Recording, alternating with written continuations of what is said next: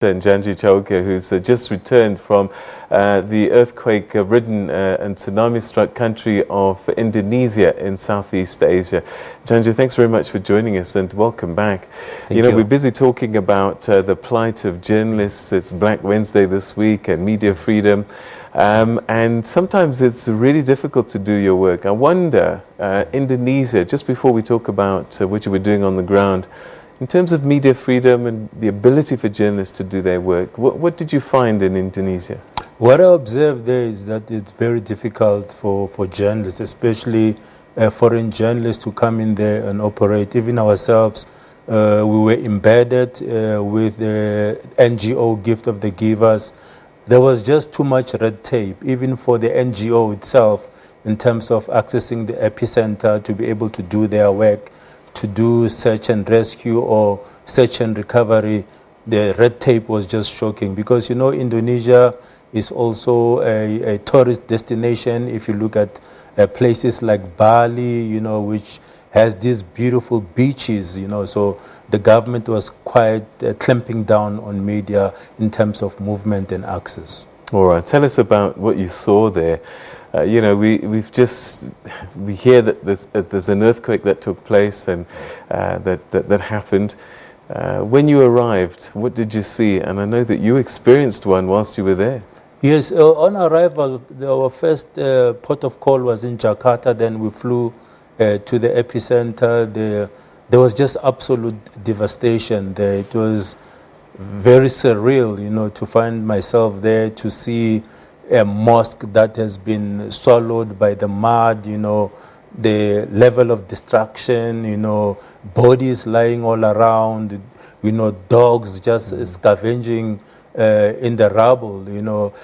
Most of the people that survived this earthquake were telling us how their homes moved maybe about from one point to the other. They were explaining to us how their homes were moving like boats, you know, because when the earthquake happened, it created a tsunami. The tsunami was as high as 5 meters, and it came crashing down in Palu, destroying homes and killing people. And it must be difficult to tell this story. I mean, you know, in between all of this, there are real people that have died and bodies that are being carried. And you're there as a journalist to tell this difficult story. Talk to us a little bit about what do you do when you arrive and you see scenes like this, and how do you start to tell the story in the midst of all of this? Yes, well, this was not my first humanitarian assignment. I've been to Nepal in 2015. You know, more than 9,000 people were killed there. I was in the Philippines in 2013. Actually, I've covered a number of disasters. So, you know, you have to be sensitive to the people that have lost loved ones. You have to be sensitive to the religion of the particular country, dead people as well, in the way you can't show certain things on television. But also knowing that I'm a journalist, I'm on the ground, I have to tell the story. The most important story for me to tell was the story of missing people, the survivors who had to tell us how they had to run away from this huge wave, or when the ground was cracking, it was opening up, and these huge mudslides came flowing through their neighborhood. They had to run for their dear lives. So it was important for me to be there to tell this story for the viewers of SABC and Africa. You were woken up in the middle of the morning, early hours, with an actual quake itself. Take us through that experience. Yes, it was just in the early hours of the morning. Luckily, my alarm clock had just gone off, so I was up already. But as I was going back to bed to maybe catch another nap for about 10 minutes or so, I just felt this huge sound, and the bed was shaking like this. And then I thought, no, maybe it's just passing. And then I just sat on the bed. And then it hit for the second time. Before I knew it, I found myself outside. You know, as the adrenaline kicks in, you find yourself running. And then everyone else started running outside. Whilst we were outside, it hit for the third time and then for the fourth time. And then when we checked, because there's an app available in Indonesia, whenever there's an earthquake, it will gave us the information quickly, told us that it was a 5.2 magnitude earthquake. Even as I speak to you today, before I came into studio a short while ago, I checked on Earthquake Today, which gives an update about earthquakes for today. In Indonesia, as we speak, in that area, they've had 7 earthquakes. Wow. As we speak. So they range between 2.0 and about 3.6. So we've talked about the search for survivors. What typically do the people that have survived the earthquake, what do they have to cope with at this time, straight away? You have to cope with living with the fact that your loved one is gone. It's either presumed dead, is missing, is somewhere, their body is somewhere out at sea, their body is somewhere under the rubble.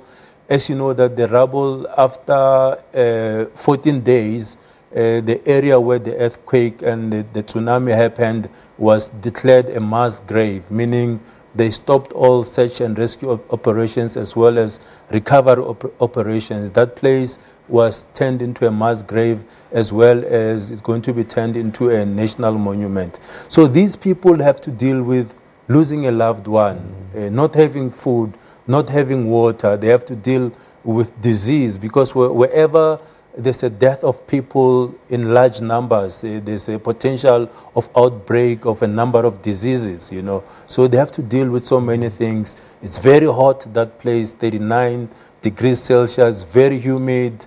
You know, they no longer have homes. They now have to live in makeshift shelters and all that, a lack of medication and all that. Yeah. And this is where humanitarian groups such as Gift of the Givers become a critical lifeline to give relief to these desperate people. Yes, they went to Indonesia with tons and tons of medical supplies, water, food, you know, like ready-made food, like canned food, that kind of stuff. Even though some of the stuff arrived in Indonesia a bit late because of the red tape involving customs as well as government clearance. But when it did get to the ground, it did make a difference. It brought a smile on the faces of Indonesia. They were quite happy to see foreigners coming to their land to come and assist them. The people in Indonesia are very nice people. We made a lot of friends. We've since added each other on Facebook, on Twitter, and Instagram, and they continue to give us an update about what is happening on the ground, Peter. Well, you know, again, we keep seeing these images, and you spoke about this mosque, and for a country that's predominantly Muslim, that kind of destruction to a spiritual thing becomes quite an emotional thing for them. Yeah, because people were posing many questions to God, you know, how could you let something like this happen to us, you know. A number of mosques there that have been destroyed. At one of the camps where I was, they were already putting up a mosque, and a Gift of the Givers, I know that they will be helping with some of the material going forward to send to Indonesia to see that some of the mosques there are being rebuilt as well. As you can see, Peter, the power of Mother Nature, you know, you see those are the drone shots that we got whilst we were there, you know, cars, trees being uprooted, cars being flown over buildings. I saw this massive bridge, you know, made of iron, strong iron. This bridge was torn like a piece of paper. It was quite shocking to see that. Give us a sense of time. How long does it take to create this amount of destruction? You know, the tsunami, it happens quite fast, because the way the tsunami happens, when there's an earthquake on the seabed, there are cracks and the water gets swallowed in, and when it comes back, it creates this massive power of gigantic waves that came crashing in. It happens really fast. As you know that there on the beachfront in Talis Beach, there were hundreds of people that were gathered there about to attend a music festival when this earthquake and ensuing tsunami happened. You see in those visuals, there's one man that I did a case study on. His son is missing, and then every day he comes to the beachfront, hoping that at least you'll see him coming back, or at least find his body. It was quite emotional. speaking to the gentleman, you know, you can see the destruction, you know, homes that have been destroyed. Some of the people that managed to survive were in high-rise buildings. You see, like this building, at least it's still standing, even though the garage floor has been destroyed. We've seen some of the videos that have gone viral on social media. Most of those videos were captured by people that were in those high-rise buildings. So I just think about the logistics, because a lot of these areas are remote, they're far away, and just to bring in equipment, I mean, food and medical aid and stuff like that is simple in comparison. But to start to move some of this wreckage, it takes a gigantic effort. Yeah, it's going to take them forever.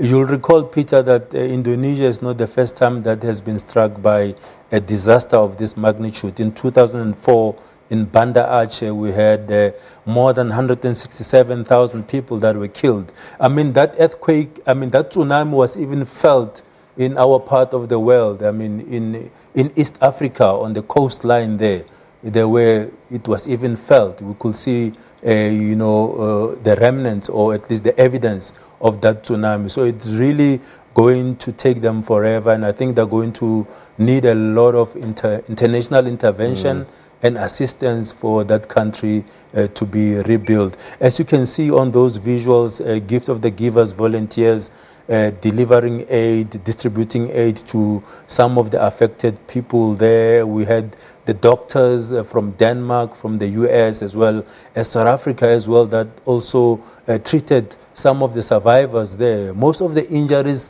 that were suffered are fractures, because during an earthquake, buildings and everything collapse. It collapses on people. So if you don't die in the earthquake, you just suffer fractures. All right, Njanji, thanks very much indeed for joining us. I know that you've seen this many times, but I guess this is not something that you ever get used to. You never get used to it, Peter. I mean, even when we're in the Philippines, in Tacloban, we saw the same thing. You know, you come back with the trauma, but you move on with your life. I mean, this is what we do for a living, telling stories about ordinary people and survivors. We just have to move on.